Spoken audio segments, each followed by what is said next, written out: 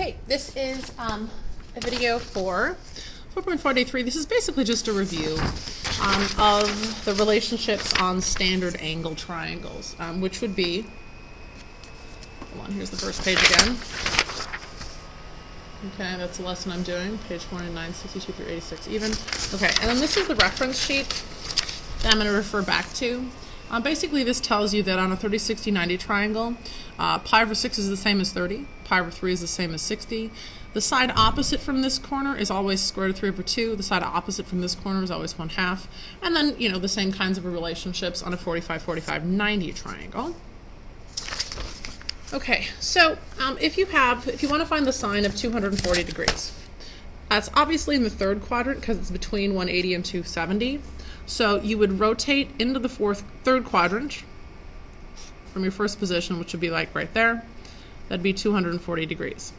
Now, if you draw your triangle, you go back towards the x-axis and back to the origin like that. Now this position up here is 180, so our reference angle right here would have to be 60. Opposite from a 60 degree corner is pi square root of 3 over 2. That means this is 30 down here. And opposite from that is 1/2, hypotenuse is 1. Now, since this is a third degree triangle, both sides are going to be negative. Left is negative for x and down is negative for y to get to this point, so both negative. Sine is just going to be your y value, which is your vertical side, so my final answer is the square root of 3, negative root 3 over 2.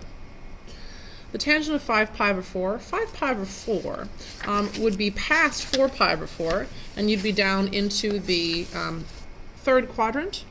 So you would start here, you'd rotate to 4 pi over 4, 5 pi over 4 would be about right there. 5 pi over 4.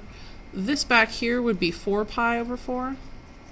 And if you draw your triangle up towards the x-axis and back again, obviously this corner right here is going to be the difference between this position and this position, which is just pi over 4. And since this is 90 degrees, this has got to be a pi over 4 type of triangle. So that means both of these sides are going to be negative root 2 over 2, because again, this point right here is in the third quadrant. And so the tangent is just the fraction of y over x, which is negative root 2 over 2 divided by that same number. And when we divide this number by itself, a number by itself, we always get the answer to be 1. Now, secant. First of all, we'll just start with the angle. Negative pi over 6. That's going to be in your fourth quadrant. So I'll draw a triangle in the fourth quadrant, rotating down pi over 6. So this angle here, this one would be negative pi over 6. If this is 0, then obviously this is a pi over 6 corner here. If we go back to the x-axis and back again, this is pi over 3. Okay, opposite from pi over 3 is always square root of 3 over 2. Opposite from this one is 1/2, and this is 1. Now, this is in the fourth quadrant, so if you're in the fourth quadrant, your vertical side is going to be negative because that's your y. X is positive going to the right, and y is negative going down to get to this point. So y would be negative. Now, secant is the reciprocal of your cosine. So if cosine is your x, which is square root of 3 over 2, then secant would be 2 over root 3. So we just simplify that a little bit by multiplying by the radical, top and bottom, which gives us 2 root 3 over the square root of 9, which is just 3. The sine of 135 degrees, well, 135 degrees is in the second quadrant. It would rotate from here over to here. So that's 135 degrees. This would be 180 degrees. So your reference angle between those two would be 45. So you draw your triangle down towards the x-axis and back to the origin. You've got a 45, 45, 90 triangle whose sides are square root 2 over 2. Hypotenuse is 1.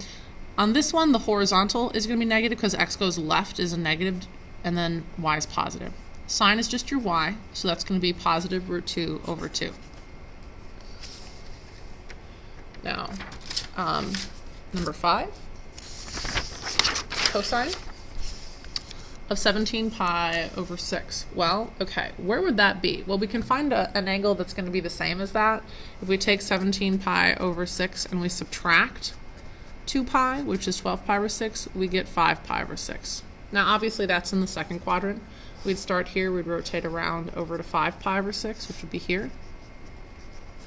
Now, all the way over to the x-axis would be 6 pi over 6. So this angle right here of reference would be pi over 6. So that's pi over 6, which is actually 30 degrees. It's fairly small. So that means that the opposite from that would be 1/2.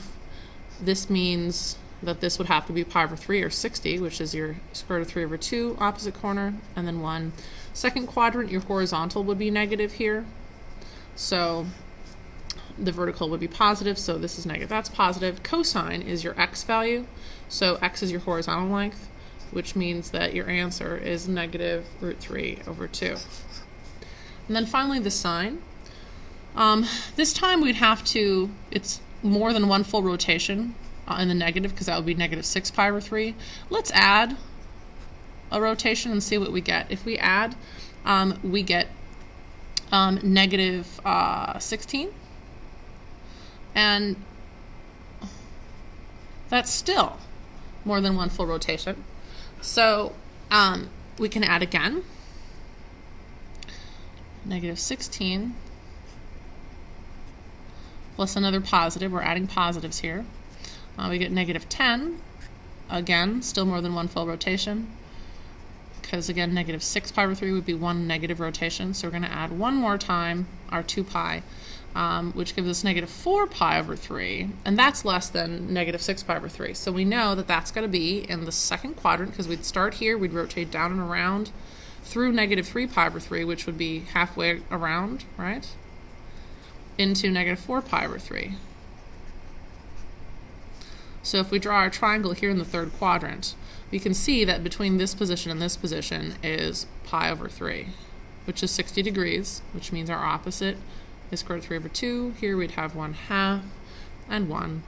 Second quadrant, the horizontal is negative because x is negative, and then y would be positive to get to our point here. So the sine is just going to be your y value, so that's just your square root of 3 over 2.